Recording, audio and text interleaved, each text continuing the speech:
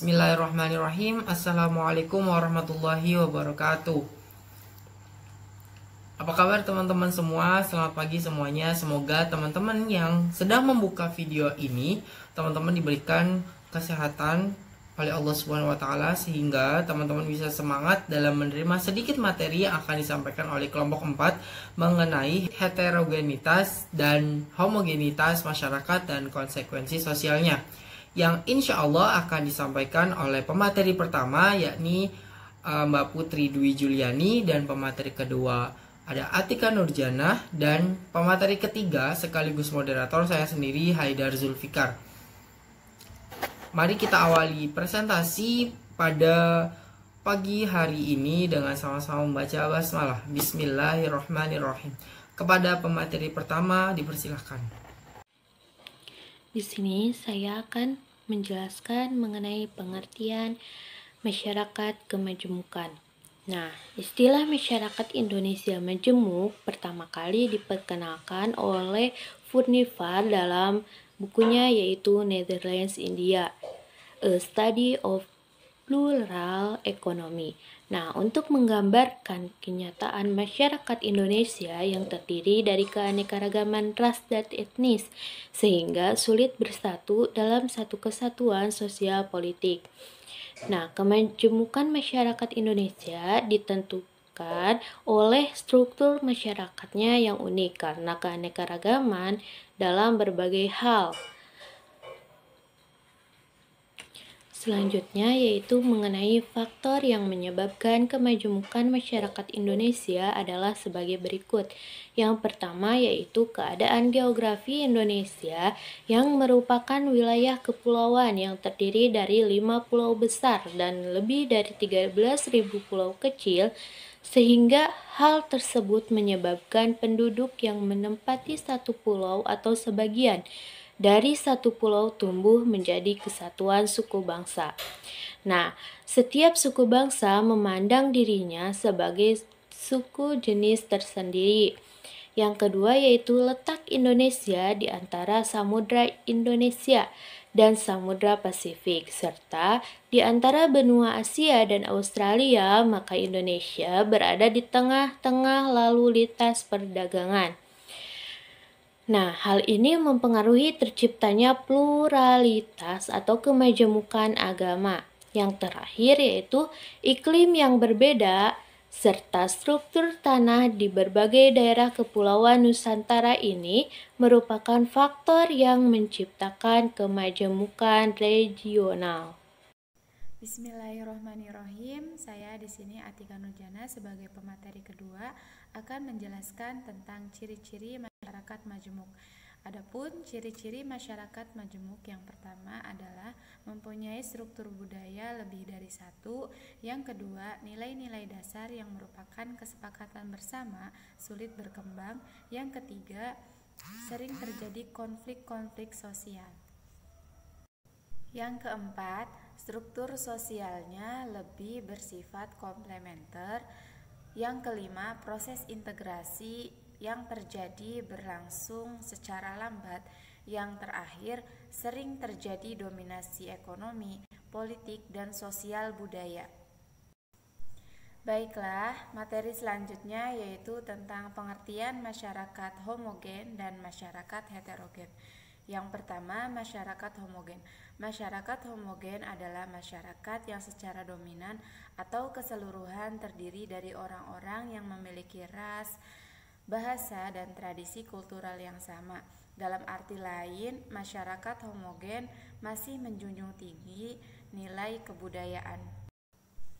Adapun contoh dari masyarakat homogen bisa kita jumpai pada masyarakat suku Baduy Dalam. Suku Baduy Dalam berbeda dengan suku Baduy luar. Suku Baduy Dalam lebih cenderung mengisolasi dirinya dari pengaruh luar, sehingga tingkat homogenitasnya masih sangat tinggi. Yang kedua yaitu masyarakat heterogen. Masyarakat heterogen adalah masyarakat yang memiliki identitas ras, etnis, agama, dan budaya yang beragam. Pada masyarakat heterogen dijumpai berbagai keberagaman agama, kebudayaan, termasuk jenis makanan. Dalam arti lain, masyarakat heterogen ini lebih beragam dan terdiri dari berbagai suku, budaya, dan ras. Contoh dari masyarakat heterogen yaitu Indonesia yang memiliki identitas agama, kebudayaan, dan kekhasan kuliner yang berbeda. Selanjutnya yaitu mengenai pengaruh kemajemukan masyarakat Indonesia. Pengaruh kemajemukan masyarakat Indonesia berdasarkan suku bangsa, ras, agama dapat dibagi atas pengaruh positif dan pengaruh negatif. Nah, pengaruh positifnya adalah terdapat keanekaragaman budaya yang terjalin serasi dan harmonis sehingga terwujud integrasi bangsa. Nah, untuk pengaruh negatifnya yaitu yang pertama yaitu primordial. Nah, primordial ini karena adanya sikap kebudayaan daerah, agama, dan kebiasaan di masa lalu tetap bertahan sampai masa kini. Nah, sikap primordial ini yang berlebihan disebut etnosentris.